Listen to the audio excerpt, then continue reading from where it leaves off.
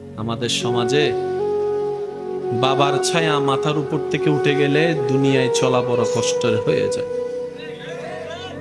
বাপটা মারা গেলে চোখটা বন্ধ করলে চাচা, জ্যাঠা, কাকা, মামা, আশেপাশের মানুষগুলা অত্যাচার করতে শুরু করে।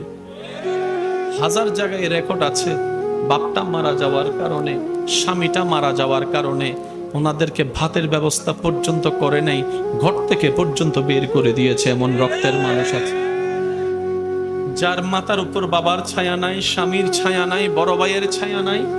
আমাদের সমাজ কেমন জানি তাদেরকে গ্রহণ করতে চায় না। আমি জানি না বিষয়টা আপনারা কিভাবে দেখেন।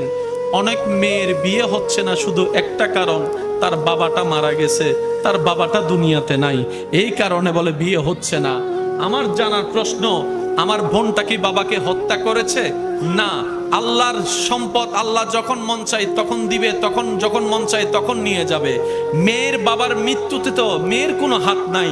তাহলে বাবা না থাকার কারণে মেয়েকে বিবাহ দিবেন না কেন, করবেন না কেন, ছেলের জন্য বউ বানায় আনবেন না কেন? বলে যে অভিভাবক নাই।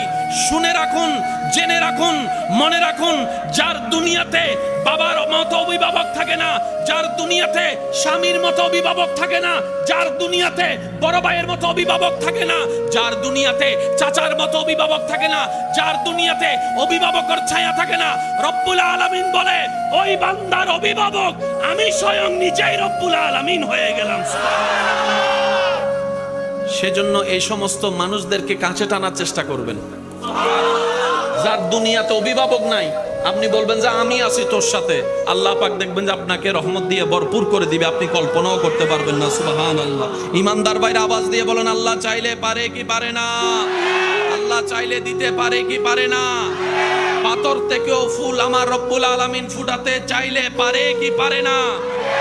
সমাজের এই সমস্ত দুষ্টু কালচার গুলো পরিবর্তন হওয়ার দরকার, চিন্তা ভাবনা গুলো পরিবর্তন হওয়ার দরকার। বরং আমি বলবো যার বাপ নাই তাড়াতাড়ি গিয়ে তার ছেলেকে বউ বানান, আর যাইয়া বলেন তোর বাপ নাই, কি হয়েছে রে মা, আজকে থেকে আমি তোর বাপ,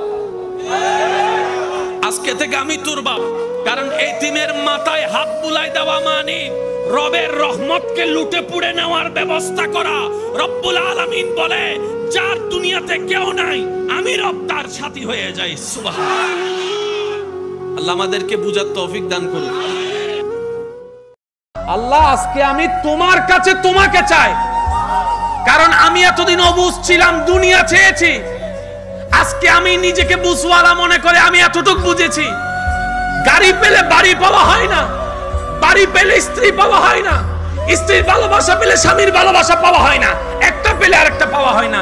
কিন্তু আমি এতটুকু বুঝেছি, তোমাকে পাওয়া মানে সব পাওয়া, তোমাকে পাওয়া মানে সব পাওয়া, কোনো কিছুর কমতি থাকবে না। তুমি যদি আমার হয়ে যাও, আমাকে নিজের করে নাও, সৃষ্টি জগৎ আমার হয়ে যাবে। বলেন না সুবহানাল্লাহ।